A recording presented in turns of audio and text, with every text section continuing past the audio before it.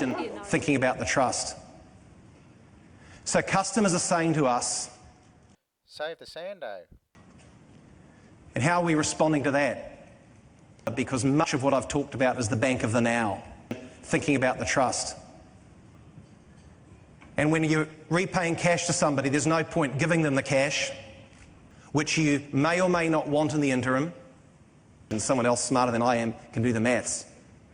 If we want to jack up the profits on loans, we can just put up the price as much as we want to. If they get stuck, we give them the opportunity to interact with us at their convenience. I think, well, look, we can do what we like with, which you may or may not want in the interim.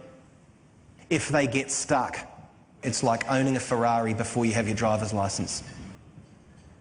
And when you're repaying cash to somebody, there's no point giving them the cash if they get stuck. So the world our customers ought to experience in the future, which you may or may not want in the interim, everybody is sitting there like this on the chair and just making sure it's okay. What would you say are the two things that have impressed you most about the Sando's campaign against you? I'd say courage and imagination. What we don't want to be is react in a knee-jerk way every time. Well, as I say, all these people should have a voice in what the bank does, but it seems that there are people who want to make the whole discussion about the Sando. But that's number one, is just having the courage.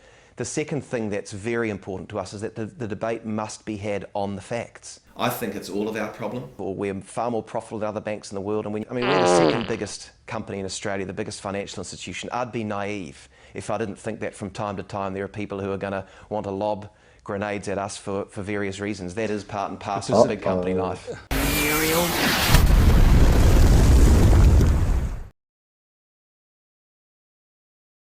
Has been done, Project Magellan, revaluing loans of over 1,000 commercial clients, some by 75%. You've got a few angry customers there.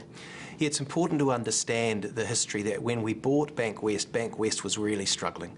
And it was struggling for a couple of reasons. Number one, it didn't have a strong funding base. And number two, it had done a lot of lending, which was not prudent lending, and lending that the Commonwealth Bank certainly wouldn't have done and didn't do in those circumstances. It's one of the things that fuelled the growth of Bank West. What about the aggressive growth after you'd bought it over in the east that occurred? Wasn't there still quite aggressive lending after that time? I wouldn't characterise it as aggressive lending. I mean, most of the difficulties we've been working through over a period of time have been as a result of loans that were on the book when we bought the bank. We have, over time, made sure that the lending standards and pricing become prudent, and as a result of that, we've had to work through some difficult situations with some customers.